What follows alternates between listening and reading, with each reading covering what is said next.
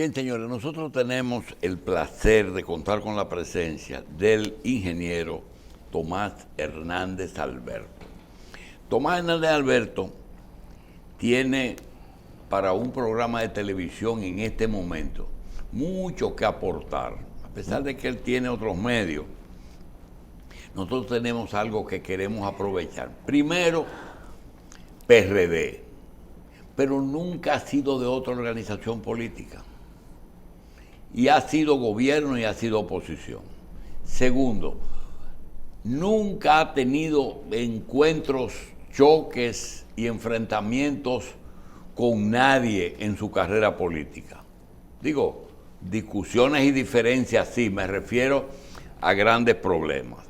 Tercero, Tomás Hernández vivió su época no de juventud, pero joven, entró al PRD y actualmente debe de estar cumpliendo, porque que nosotros tenemos casi 40 años y era de nuestros invitados a principio, por tanto, lo menos que tiene que tener en política es 40 años, como poco. Entonces, hay un problema que nosotros queremos que Tomás lo desarrolle, y es el tema de un gobierno no de unidad, sino un gobierno que surge por una gran alianza necesaria en que el presidente de la República está en la obligación de compartir el poder con aquellos que han sido posible lograr que él llegue al poder con un 53%. Le damos las gracias a Tomás y queremos servirle la materia prima para que nos diga. Tomás, gracias. Gracias, Julito. Muchísimas gracias, Andrés. Gracias, Carlos.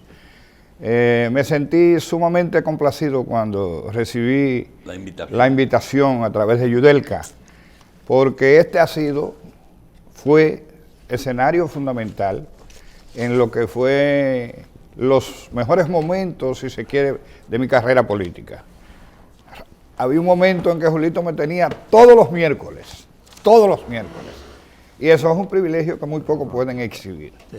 De manera que, antes que nada, mis saludos al pueblo dominicano. Bien. Y de inmediato a responder la pregunta de... Mira lo que hay. Un PLD con 20 años en el poder, 16 específicamente, que fueron 8 de Leonel y 8 de Danilo, ininterrumpidamente, con poder político porque fueron el partido de mayor crecimiento. Segundo, se ocuparon de minimizar y reducir a los dos grandes partidos, PRD, Partido Reformista. No, los mecanismos todo el mundo sabe cuáles fueron, convirtiéndolos casi en bisagras. Tercero, económicamente poderosísimos como partido, y sus miembros salieron de la pobreza, por no decir más cosas. Muy difícil conseguir vencer a un Danilo Medina, un tigre de la política, que fue un activista, y que yo digo que Atuey de Camqui, que Antún y Danilo fueron los tres activistas, y el único que llegó a la presidencia fue Danilo. Y solo con esa gran alianza es que el PRM logra ganar. ¿Qué buscó? Una figura nueva que no representaba el pasado. Segundo, una alianza con sectores que nunca pensó uno que se iban a unir. Una intervención extranjera que llegó al punto de no quiero tu partido ni aquí ni reelección, porque todo el mundo sabe que se dio a conocer que el secretario de Estado de los Estados Unidos llamó el día que se iba a conocer ese tema. Tercero, el presidente del Partido de la Liberación le dividió el partido y se llevó un porcentaje pequeño, pero que marcó la primera vuelta. Si sigue viendo, entonces yo le quiero plantear a Tomás para que a modo de análisis entienda. A Leonel Fernández le dieron la segunda mayoría. Le salió y la justifican. ¿Qué? Nunca lo acusaron de tránsfuga, y si hay alguien que fue tránsfuga, porque en el momento que se fue, se vio claro para qué. Le dieron representación en la Junta Central o voz en la Junta y en el Tribunal Superior Electoral. Leonel Fernández parece ser que eso fue lo que pidió y hoy es la oposición. Segundo, los ricos, el principal capital de aquí es generador de energía, y parece que retiró su candidato, que es a David Collado, a cambio de turismo y energía. Hoy el gobierno se ve contra la pared porque tiene que entregar la energía, porque es un compromiso que tiene, bajo cualquier fiducia o cualquier cosa. Segundo, el grupo de Santiago, diferente, pero Santiago es Santiago. La vice, ministro de Salud, ministro de Agricultura, Hipólito Mejía, hay un pedazo del bizcocho que está en Santiago. El Frente Amplio le dieron la defensa civil, porque como ellos, ¿verdad?, no deben manejar dinero porque son canonizados, ahí están en la defensa civil. No, pues también embajador también. Está también la gente de Luis Abinader, de él, que pueden ser del partido: Paliza, Furcal, Samuel, Antoliano, Santiago, Yayo. Entonces, Deportes, el Ejército, la Fuerza Aérea y la Marina. La secretaría es de Hipólito, el ministerio. Migración, DNI y DGI. Y un fenómeno rarísimo que ocurrió, que son los hijos y los nietos de. Tú tienes al doctor Abinader, hijo de José Rafael Abinader, a Sonia, hija de Guzmán, al hijo de Sonia en Inespre, a Carolina, hija de Hipólito, al hijo de Carolina, a Jorge Blanco con Orlando, el hijo de Orlando, que es nieto de Jorge Blanco, La hija Orlando. Un nieto de Hipólito es viceministro, también hijo de Carolina, Dilia Leticia, Wellington Arnaud, Fellito Suberví, Andresito Van der Horst, etcétera, etcétera. ¿Por qué tú no estás en el gobierno? Porque tienes mucha cana y este es un gobierno de gente joven. Antes que nada, Julito, vas a tener que ayudarme, porque has hecho un rosario, Sí. un análisis de detalles que me obligan a tratar de pasar por cada uno de ellos para poder dar una explicación. Lo primero que quiero decirle al país, que en los escenarios de la vida, cuando se llega a la categoría que tiene Julito Jacín, se puede decir que en este país el catedrático de la comunicación Eres tú. es Julito Jacín. Julito Jacín tiene 40 años en la comunicación, pero no solamente eso. Nadie se quiere perder sus puntos de vista y ha estado vigente los 40 años. Entonces, es el catedrático de la comunicación. Yo, en cambio, he tenido altas, bastante altas, muy altas, y en algunos casos me he sumergido en el anonimato. Por motus propios, porque tengo muchísimos amigos en los medios. En esta ocasión vine porque este espacio se acordó que yo existía. Pero en otras ocasiones yo tengo amigos que no más tengo que decirle quiero ir. Sí. Pero entendí que el político no debe estar solamente por estar. hoy es un día que yo puedo hacer un gran aporte al país, con mis análisis y con mis posiciones. Julito, así como Leonel Fernández Reina llegó al poder por los azares del destino, se pudiera decir que en menor medida Luis Abinader llegó al poder por una coyuntura específica, histórica, que se ha dado en la República Dominicana. Pero no vamos a hablar de Leonel, vamos a hablar de Luis Abinader. Luis Abinader primero viene de un ancestro, José Rafael Abinader, que fue una institución honorable en la República Dominicana, que fue capaz de crear un emporio económico sin que nadie nunca pudiera señalarle de haber traficado con su influencia en la política. Y tiene también en su haber el hecho de haber construido, si no la más grande, una de las más grandes universidades privadas en la República Dominicana. Luis Abinader, el viejo José Rafael Abinader, uno de los hombres más honorables que ha tenido la República Dominicana, siempre ansió ser presidente de la República. No pudo llegar. Y es obvio que Luis, la gente ve a Luis como aquel que aparentemente no tenía ninguna experiencia de Estado. Pero ocurre que él vivió siempre muy cercano con su papá. Y a mí me luce que en algún momento su papá decidió, voy a tratar de formar a Luis Abinader para que un día sea presidente de la República.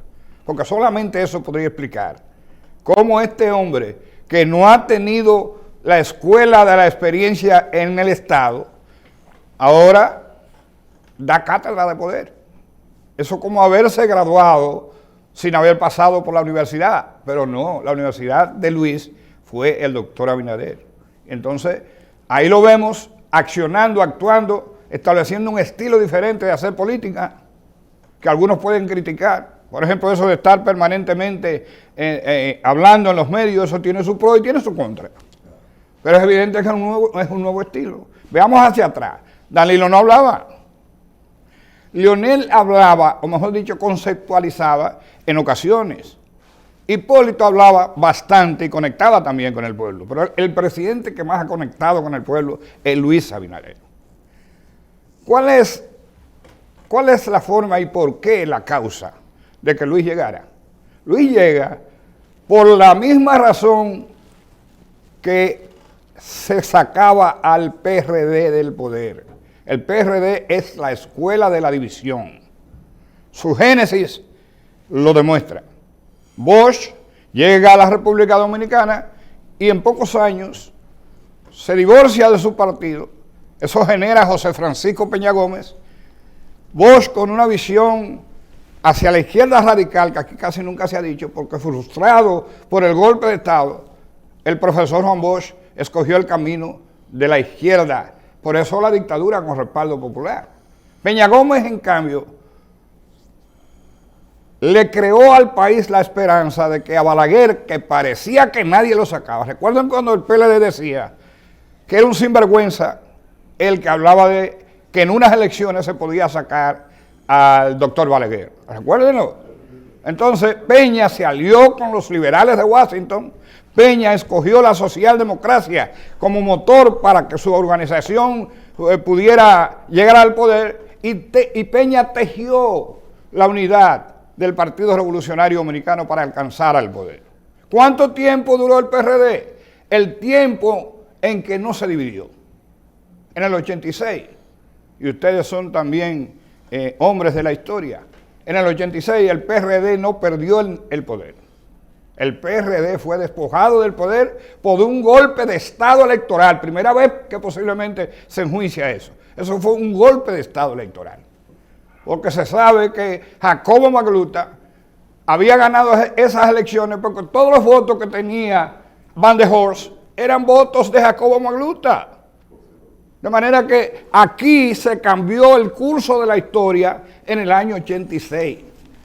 Si no se hubiese cambiado ese curso, Jacobo hubiese sido presidente Peña hubiese sido presidente, Atuey hubiese sido presidente y posiblemente hasta un servidor en ese escenario estaba en la fila. Pero aquello cambió. ¿Por qué cambió? Por la división. ¿Por qué llega Luis al poder? Porque se divide el que está en el poder. Así es. Por la división con Miguel Vargas. Por la división, exactamente. ¿Y con lo del PLD? Bueno, ¿por qué el PRD no gana en el 12? Por la división entre Miguel Vargas Maldonado, Hipólito que Mejía. era presidente del PRD, que yo era su vocero oficial, que se le dijo 1000 veces que si se abría el padrón, cualquier cosa podría pasar, y venía con unas encuestas donde decía, sin encuesta, con encuesta, yo arraso. Y ahí están las consecuencias. Hipólito ganó, y ganó de verdad. Que ganó con votos prestados. Algunos votos fueron prestados. Yo no puedo hablar mentira. O sea, prestado significa que buscó alianza. Estaba abierto buscó el padrón. alianzas locales, más con los reformistas que con los PLDistas. Esa es la verdad histórica. Ahora, Miguel, después de haber perdido esa convención limpiamente, quería desconocer esa convención. Y dijo que él no la aceptaba internamente. Nunca lo dijo públicamente, pero yo estaba ahí a su lado, lo planteó. Y él creía que todos íbamos a estar de acuerdo con eso. Yo le dije, le doy 48 horas para que usted acepte la victoria de Hipólito Mejía. O de lo contrario, yo voy a proclamar que Mejía salió victorioso. Julito, yo llamé a Mario Torres, un hombre muy cercano a mí, ¿De Jabón? Mario Torres, el senador, y le digo, arranca para acá. ¿A qué? Me dice él, arranca. No le dije para qué. Cuando llegó, hicimos una rueda de prensa a los 2 días, 48 horas después, declarando que Jacobo, la mente de la cosa, que Hipólito Mejía había ganado La convención. esa convención interna. Miguel no quiso aceptar la realidad. Es cierto también que Hipólito Mejía, que me excuse el presidente, tampoco hizo lo que tenía que hacer para un poco tejer la unidad. Es verdad. Hipólito llegó a creer en algún momento que él también ganaba, como quiera. Solo. Y le oímos decir que le ganaba a Leonelito, a Danilito y a Miguelito. Eso son cosas que significa que no actuó consecuentemente. Perdóneme, presidente, que usted sabe que el presidente que más me distinguió es usted y el que yo más respeto y quiero. Y un día voy a probar que fue Hipólito Mejía. Voy a probar en un libro que estoy escribiendo que Hipólito fue un estadista. Hipólito fue el mismo hombre que cuando tuvo que cortar de plano en la cuestión de Baninter, él hubiera podido hacer lo que hacían otros, ¿entiendes? Y dejar que la crisis se comiera el país. No, él le dio duro a donde estaba el mal, aún sabiendo que eso podía provocar que él no iba a ganar las elecciones, pero lo hizo. Ese fue Hipólito Mejía. Además, Hipólito Mejía ha sido el único demócrata de este país que ha aceptado siempre los resultados electorales. Lo aceptó en el 2004, cuando todavía no se había manifestado la Junta Central Electoral, aceptó su derrota. E internamente con Luis Abinader, aún teniendo él la investidura de haber sido expresidente, Hipólito en las 2 ocasiones aceptó sin ninguna dificultad que Luis había ganado esas elecciones. Pero ese mismo Hipólito, en su momento, cuando le ha tocado ser candidato, evidentemente, sobre todo en la última parte, no contribuyó. Y Miguelito no se quiso subir a la patana. Y por no subirse a la patana, ha tenido que montarse en la carretilla. ¿Entiendes? De manera que esa es la realidad. Y eso fue lo que pasó. Leonel, que pudo haber sido presidente otra vez, si entraba en acuerdo con Danilo, prefirió mejor impedir que Leonel tuviera una oportunidad. ¿Y por qué el PRD no validó su mayoría frente a Miguel y permitió que Miguel con una minoría ganara? Esa es la razón por la que yo no me he ido del PRD. Porque yo no estuve de acuerdo con que la mayoría le cediera a la minoría. Bueno, que Miguel tenía una serie de contactos con juntas que tenían decisiones que podían modificarse. Digo, estamos hablando de historia. Sí. Sí, Miguel se la ingeniaba para que... yo recuerdo que una vez fuimos 39 veces a discutir un tema en un tribunal electoral. Y de las 39, 38 fueron ganancia de causa para Miguel. Es decir, no le quedó otra alternativa a esos compañeros. Y ahora yo le digo a esos compañeros que están en el PRM que gracias por haber tomado esa decisión. Porque la verdad que si hubiesen seguido con Miguel, no iban a tener ningún otro chance, Julito. Pero ¿por qué llega? Y la actitud de Fafa Taveras, Guido Gómez, Pacheco, Ramón Albuquerque y Nina, tú dentro del PRM, ¿tú crees que es correcta? Con la experiencia que ha tenido el Partido Revolucionario Dominicano, porque el PRM yo lo califico como la extensión del PRD modificada, mejorada, en honor a la verdad, mejorada, con mayor disciplina, etcétera, etcétera, etcétera. Pero no te olvides que son PRDistas, son PRDistas. Y yo dije que el catedrático de la división es el PRD. De manera que el germen de la división se mantiene. ¿Por qué? Bueno, porque cuando se está, y Julito en eso en la introducción lo estableció, yo siempre he sido duro con la oposición, pero nunca ofensivo. Sí, siempre. Pero hay algo que no es una experiencia nueva. Mira, tú llegaste a vivir, porque fue en el momento que tú entraste, aquel momento en que Washington de Peña y Casimiro Castro se fueron al Reformista. Así fue. Y nunca dejaron en la mente de nosotros, del pueblo, nadie lo asimiló como reformistas, siempre fueron PRDistas, porque el PRDismo es una forma de vida, es una familia. Es un sentimiento. Y eso es lo que está pasando. Cuando tú me dices yo estoy en el PRD, a mí me da igual que tú estés en el PRD o en el PRM, porque para nosotros es lo mismo. Son diferencias de dos elementos o tres, como el caso de Leonel, 20 años presidente del partido. Me va a decir que no es PLD. Es PLD. Oh. Pero además, en el caso del PRDismo, el único PRDista, lo puedo decir aquí, el único PRDista que no ve que la alianza lógica en esta ocasión y en el 20, acuérdate que yo planteé en el 20 que Miguel había escogido de manera equivocada. En el 16 no, si Miguel no se ata a Danilo, hubiera desaparecido el PRD en el 16. Estaba así como uno que se está ahogando. ¿La única alianza cuál es? La del 16 tenía sentido. ¿Por qué tenía sentido?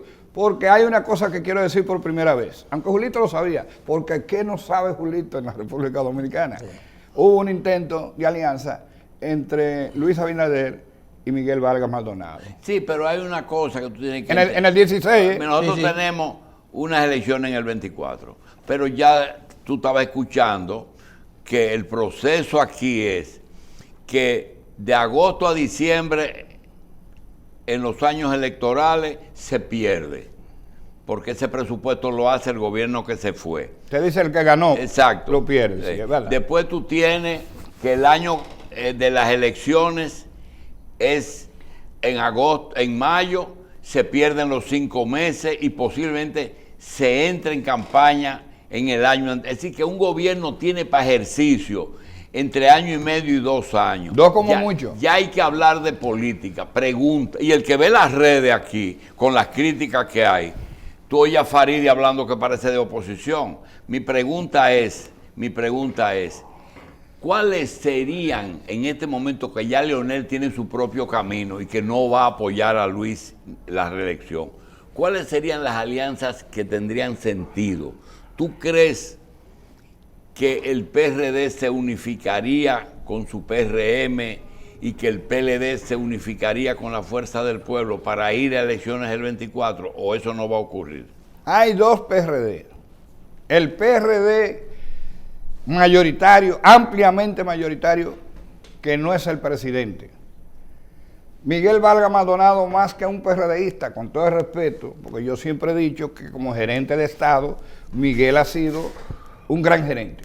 lo fue en INAPA, Obras Públicas, lo fue en la CAS y lo fue también como canciller. Es un gerente de Estado que no tiene desperdicio. Ahora, como conductor de una organización política, es un sepulturero, un sepulturero. Como en él lo que manda fundamentalmente son los negocios. Y en eso Guido tenía razón cuando decía que Miguel quería un partido pequeño para hacer grandes negocios, ¿entiendes? Entonces, como Miguel lo único que ve en lo inmediato, cómo se puede sacar beneficio, Miguel terminará apoyando, oigan que lo estoy diciendo aquí hoy, a Leonel Fernández Reina. Entonces, y esa querencia con Danilo, ¿dónde quedó? Que lo trató bien a él, lo trató bien. Ah, no.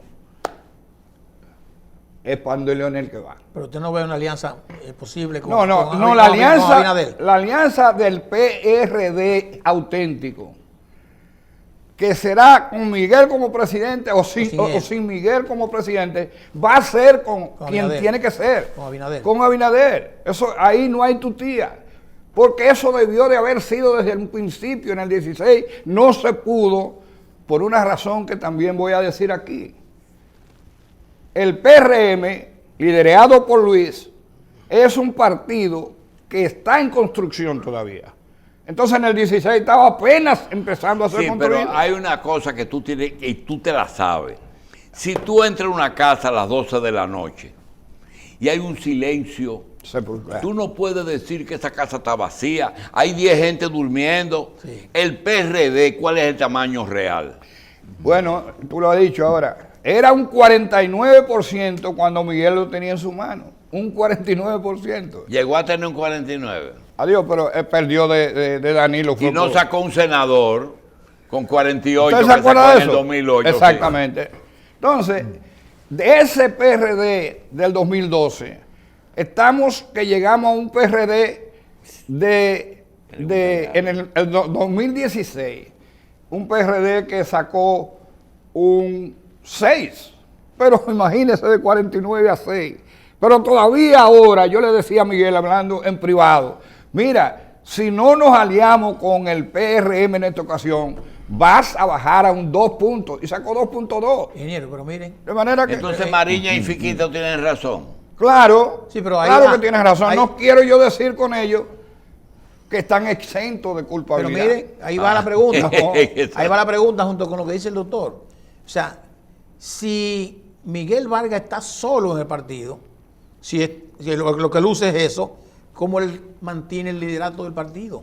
La presidencia del partido. Por una razón muy sencilla. Porque es tan dichoso que la concesión que hicieron para Leonel Fernández Reina, de hacerlo la tercera fuerza, ¿no? La segunda mayoría. De refilón le tocó también al PRD. Los recursos. Con 2.2, usted no tiene por qué estar donde está el PRD, que supuestamente entre los partidos mayoritarios. La ley y los reglamentos tenían unos artífices que daba eso. No, eso es una decisión política. Y yo creo que es correcta.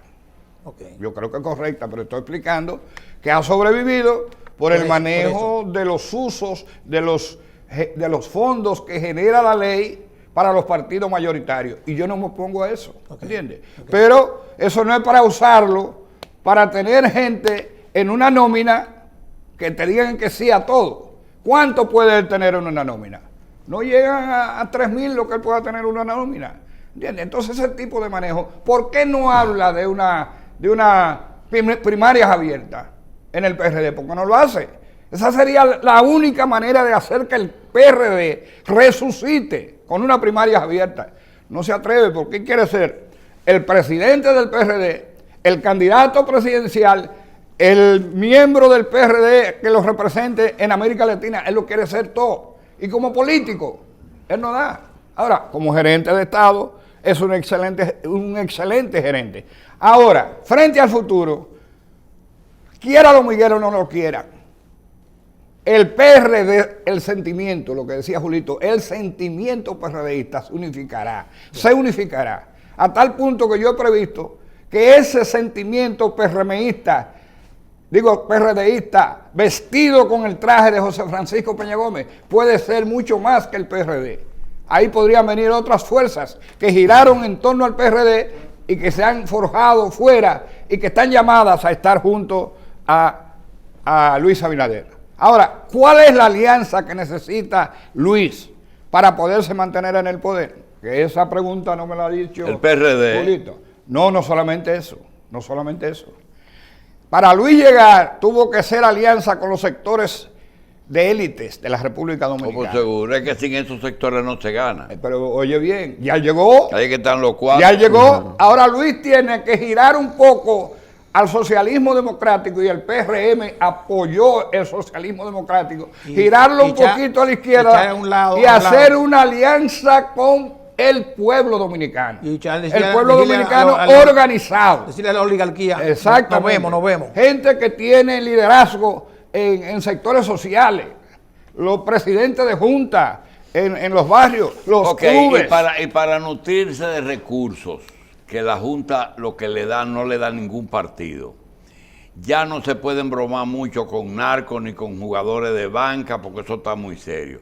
¿Qué consejo tú le das a Terrero que estamos buscándole los cuartos al presupuesto para completar? ¿Dónde se puede encontrar dinero? Miren, ese es otro tema.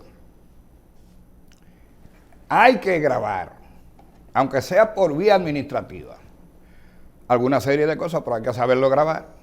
Cuando usted habla de que usted va a grabar, por ejemplo, a Netflix y a Uber, ¿a quién se puede grabar? Lo que hay que averiguar ahí, cuáles son los niveles de beneficio que están teniendo esas instituciones para grabarlos a ellos. Y entonces frizar. Que no pase, que no traspase. Y frizar el costo de los servicios. Claro. Frizarlo. ¿Se puede? Eso es imposible. Están ganando demasiado. Porque termino yo entonces pagando el... Exacto. Sí, si tú eres propietario de una cosa, estás ganando demasiado. Mira, este pueblo se ha puesto tan chivo.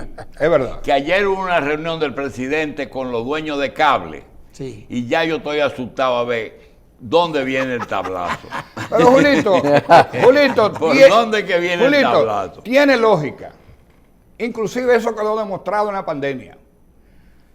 Entre los que salieron beneficiados en la pandemia están los dueños de medios de comunicación. Yo sería cuidadoso con la gente. Por la escuela. Sí, claro. Yo sería cuidadoso con gente que tiene mucha capacidad, como Julito Jacín, porque yo hablo claro, para ver cómo se toca. Sí. Pero óigame, hay gente que ganó más de la cuenta. La farmacia ganó más de la cuenta, las aseguradoras ganaron más de la cuenta. ¿Usted me entiende lo que le digo? Entonces, vamos a ver. Pero pagan impuestos por lo que ganan, ¿eh? Sí, pero no suficiente. ¿Pero cómo así? Ganan mucho más de lo que deben ganar. ¿Cómo suficiente? La ley de impuestos. Aquí nadie regula. Oye, aquí no hay nadie que regule los niveles de ganancia que deben ser lícitos. No, hay que entrarle a eso. No, pero no, eso no es verdad, no, ingeniero, no. Todo está regulado. Ahora, el que usted me diga que hay un problema en los servicios, que hay un problema en la estructuración, puede ser. El tema, vamos a ARS, AFP, que es un tema muy discutido, ¿verdad? Sí. Y yo escuchaba a uno decir, mira, esa gente se ganaron muchísimos millones y no pagaron, pero pagan el 27% que pagan. No es suficiente. Lo que hay que buscar cuáles son los límites de ganancia. Aquí no hay nadie que lo limite. Eso lo corrigieron, lo trataron de corregir, lo hicieron más al revés, en el 20. Tú hablaste de algo con lo que yo coincido. Sí.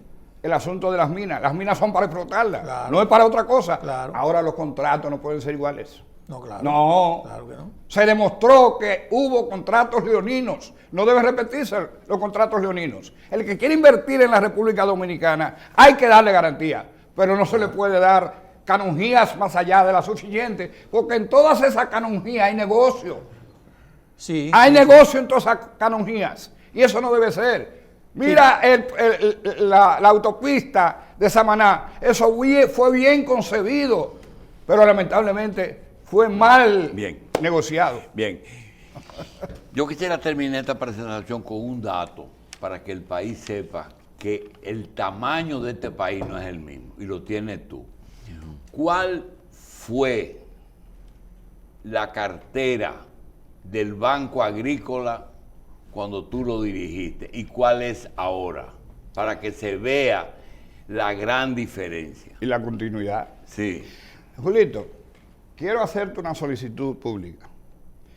Cuando un productor invita, tiene sus objetivos. Cuando un invitado llega, también tiene sus objetivos. Yo quiero hablar, cuando tú me des la oportunidad, en la semana que viene, cuando tú lo consideres, de asuntos que tienen que ver, por ejemplo, con la modificación constitucional, ¿me entiendes? Porque hoy no hay tiempo. A la semana que viene hacemos el análisis de la reforma constitucional. Exacto. Pero ahora quiero... Y hasta de Catalina también. De Punta Catalina también. Sí, sí, claro. Eso de que querer meter en fideicomiso a Punta Catalina no tiene sentido histórico. Ese es una mina. Punta Catalina es una mina. Construida por Danilo Medina, que es otra cosa. Nunca me van a escuchar atacando los aspectos positivos de Danilo Medina ni de Leonel Fernández Reina. No, porque ellos también tuvieron sus luces. Claro, sí, ahora en la lucha contra la corrupción tienen cero. Sí, pero hay una cosa que nosotros dijimos ayer, que creía que por ahí te iba. Mira, lo más difícil es vender. Hace un ratito dije que ayer hubo una reunión de los cableros con el presidente y el director de Indotel. Cuando se va a negociar la compra de un cable, ¿tú sabes qué es lo que se calcula? ¿Cuántos suscriptores tiene? Eso es lo que le da. Y lo cobro. Eso es lo que vale. No, eso es lo que vale. Sí, sí. ¿Cuánto tú tienes tanto? Ya, eso le da el valor. Tú sabes que Punta Catalina tiene un valor que están peleando por 2.640 millones y eso vale 2 o 3 veces más porque tiene asegurado el cliente. Coincido contigo de manera total.